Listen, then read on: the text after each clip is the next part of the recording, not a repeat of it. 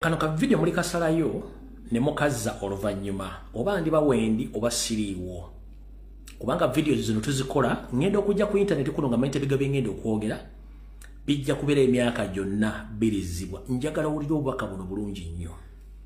nabagamba Abanyarwanda bonna si babi wabula akabinja k'abatuusi akalina ekigendererwa ekyokuwamba n'okutulugunya bannayuganda kyekizibu kyange si Banyarwanda bonna bw'omanyi nti gwe toli part and partial of that group toba tewengenye nako gusigala woli but bw'obanga oli part of that group guwe ninako obuzibu ti mwina kimulabidde nti waliwo abantu abalina akajabangu nga wajja n'asoma history n'ategeera nti history ono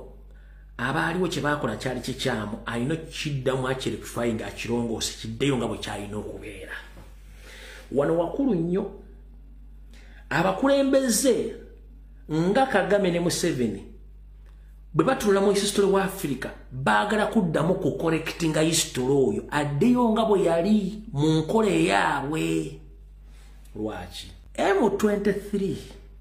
ejjeyo nnyo ebyama bya Museveni ne Kagame etya Kagame yasindika M23 Rwanda yagamba nti part of that area yali ttaka ya Rwanda sibwe kiri nti era balwanyi bayingirwa kuba ennaku zino temukyafuna update nti ba M23 etuuse wano biki azina muzimpe ayina update nga M23 ekyagenda mu maaso azimpe wano mumpeko M23 nti akati yawambiwa negenda ali mujje mumpeko update enzagala ziraba kwa tezikyali okubanga ennaku zibaba batokota Frank Gashumba mwayasabira yanga kagakalwa kali mudaga nti abanyadamba mutugoba tujja twala mutudize takali afi tudde nalyo ne mokoti nga nensimba waawo akabuuza era ffe omugano tukiriza okubeera mu ggwanga nga batuuze tugenda fuka M23 nenteekawo akabuuza oyo Frank Gashumba ne munno oli oyisiga ebimulinga ebyembuzi esabalaavu onombidde mukasa ile bisige bilinge byembuzi esabalavu nasala kachano era kamulinga ezembuzi kimemezi ne South Africa anyire ngenda basomera n'ekirala ono naye Munyarwanda tababuza nti muki wa munyolo oba mutoro no ono mazo kikonfirm engulu walero Andrew Mwenda no way any government of Congo or any community in Congo can launch a genocide against Tutsis in DRC and Rwanda sits on its arms inside Rwanda. Rwanda has a legitimate interest, a very strong and legitimate interest to support M23 to ensure that it beats the FDLR and it beats the Congolese army and its allied FDLR. Nabawako information ngaga bana abachali bapulaninga singa tetulwana kujoba bapulaninga okuddamu olutalo okulumba Uganda bagitembeke tondo mubalize wawe eno story si yange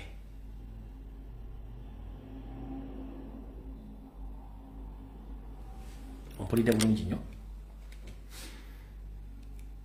bw'omala okuwulira ebyo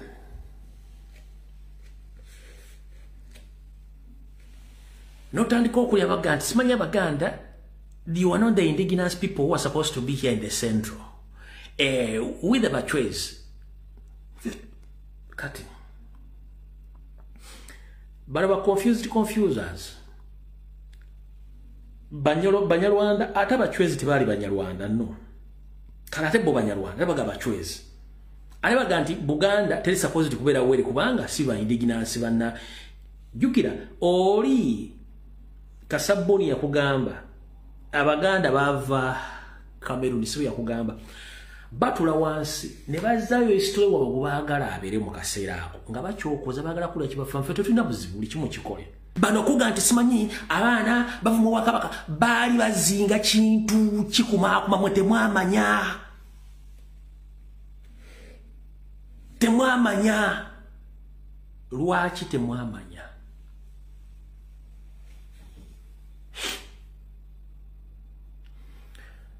bwe bakubazaake bamugamba batya Abaganda mutufukidde ekizibu muwoza Ssaabasajja Kabaka wangaale lwaki tajja n'akotaasa